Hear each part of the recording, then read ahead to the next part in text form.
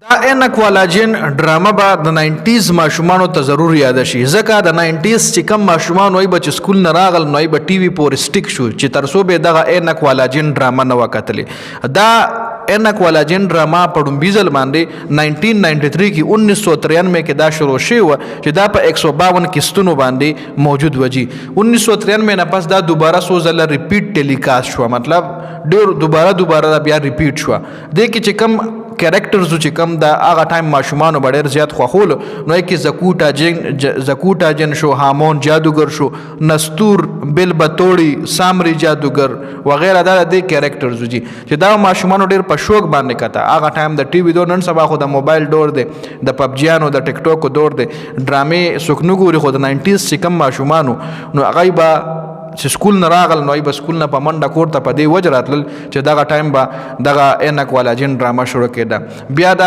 ماښام ټایم کې به هم شروع کېده، ماښام مونځ نه پس په دا ډرامه اکثر ماشومانو ډېر په شوق باندې کته. نو دا د 90s ماشومان چې څومره هم دي ای کمنټ وکړئ چې چا به دا ډرامه په شوق کته او دې کې د ستا فیورټ کریکټر کم یو هغه کریکټر هم کمنټ کوي.